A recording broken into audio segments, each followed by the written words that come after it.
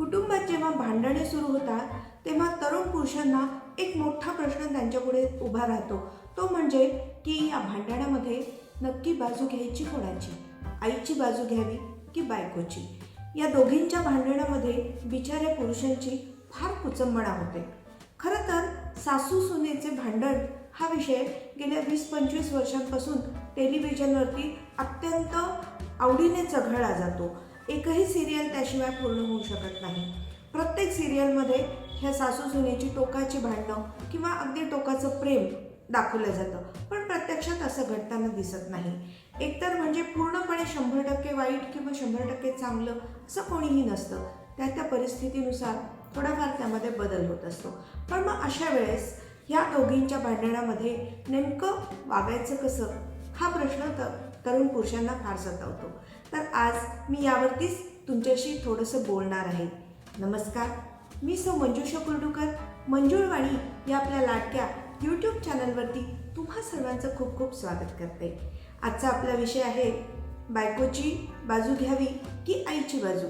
चला तर मग वळूया या विषयाकडे. मनात हा विषय सुचला मला आणि म्हटलं यावरतीच जरासं बोलूया. एकीने त्या मुलाला जन्म दिलेला आहे, तर दुसरीसोबत त्याला अख्खा जन्म घालवायचा आहे. मग अशा वेळेस त्यांनी वागायचं कसं? तर सगळ्यात साधी सोपी ट्रिक आहे ती म्हणजे युधिष्ठिराप्रमाणे नरो वा कुंजरो वा या न्यायाने आपल्याला वागता येऊ शकलं तर फारच छान आहे. आता नरो वा कुंजरो वा म्हणजे काय, तर त्याबद्दलची थोडीशी कथा तुम्हाला सांगावी लागेल. जेव्हा ही बातमी द्रोणाचार्यांना कळाली तर तेव्हा त्यांना म्हणजे ते खूप अस्वस्थ झाले, कारण त्यांच्या मुलाचं नाव पण अश्वत्थामा होतं. त्यांना वाटलं आपला पुत्र मारला गेला का. कोणीतरी अशी म्हणजे अफवा उठवली की अश्वत्थामा मारला गेला, अश्वत्थामा मारला गेला. मग अशा वेळी त्यांनी धर्मराजाला विचारलं, कारण त्यांना माहीत होतं की धर्मराज बाकी कोणी जरी खोटं बोलले तरी धर्मराज कधीही खोटं बोलणार नाही. मग त्यांनी धर्मराज युधिष्ठिराला विचारलं की काय रे बाबा युधिष्ठिरा, तूच सांग आता मला की अश्वत्थामा मारला गेला हे खरं आहे का.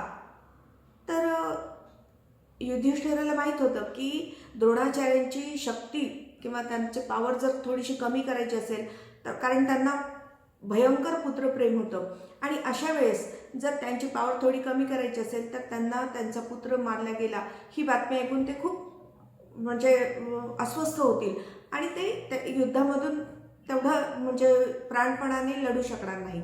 तर त्यामुळे त्यांनी युधिष्ठिराने पण खोटं तर तो बोलू शकत नव्हता.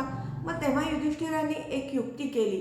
त्यांनी सांगितलं अश्वत्थामा मारला गेलं माहीत आहे, पण हत्ती मारला गेला की मनुष्य ते मला माहीत नाही.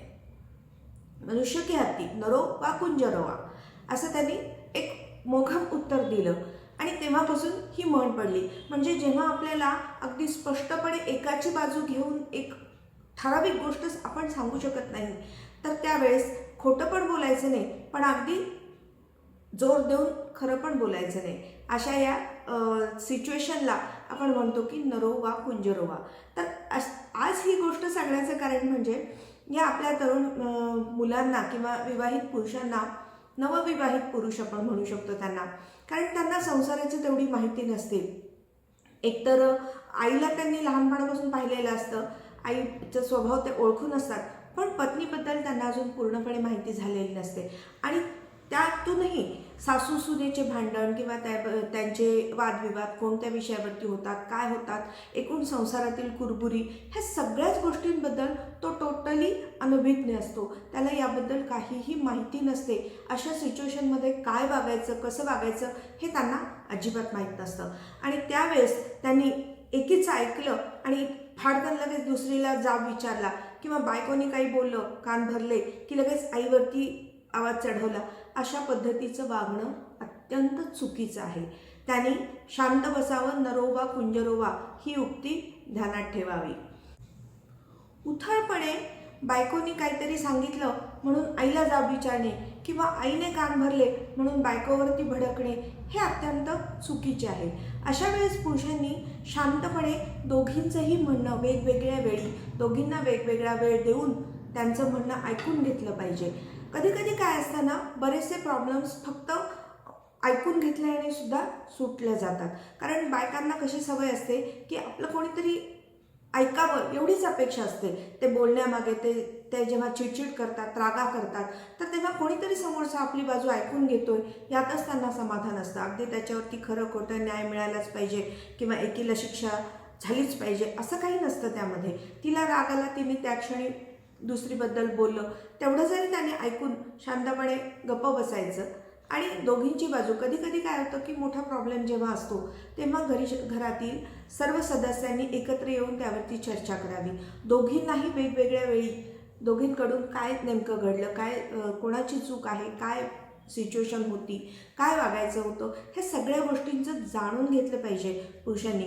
आणि मग मुलगा आणि वडील म्हणजे घरातील जे 2 पुरुष असतात मुख्य, तर त्या दोघांनी पण याविषयी चर्चा करावी आणि त्यानंतर चौघांनी एकत्र बसून या प्रॉब्लेमवरती काय करता येईल याचा विचार करावा. अशा पद्धतीने वागल्यानंतर घरातील बरेचसे प्रॉब्लेम्स किंवा बरेचसे वाद कमी व्हायला मदत होईल. नक्कीच मदत होणार आहे. घरामध्ये छोटे मोठ्या कुरबुरी या होतच असतात. त्यामुळे प्रत्येक वेळी प्रत्येक कुरबुरीच्या मागे काहीतरी कारण शोधायचं आणि त्याच्या मागे खूप मोठं लॉजिक लावून त्याला काहीतरी मोठी चर्चा घडवून आणायची, याला काही अर्थ नसतो. छोट्या छोट्या गोष्टींकडे दुर्लक्ष करायला प्रत्येकाने शिकलं पाहिजे कुटुंबातल्या. त्यामुळे एकमेकांबद्दल गैरसमज कमी होण्यास मदत होते. आता घरामध्ये भांडण होण्याची 2 मुख्य कारणं असतात की घरातील कामांची विभागणी आणि आर्थिक विभागणी.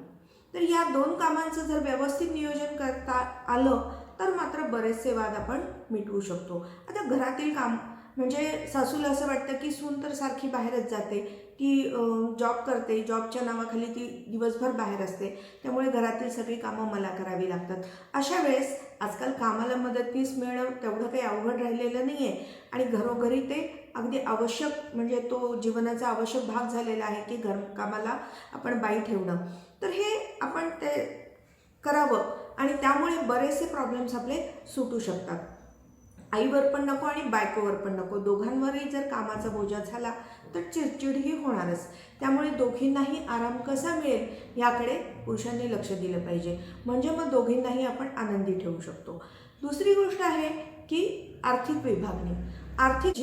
जेवढे लोक कुटुंबातले कमावते आहेत त्या प्रत्येकाने कोणता ना कोणता तरी कुटुंबाचा आर्थिक भाग हा स्वीकारला पाहिजे, आर्थिक भार स्वीकारला पाहिजे आणि त्याबद्दलचा त्यांनी खर्च केला पाहिजे. जसं की लाईट बिल भरणं, फोन बिल भरणं, सामान, घरातील सामान, फळे, भाज्या, किराया असेल तर किराया, जे काय असतील ते.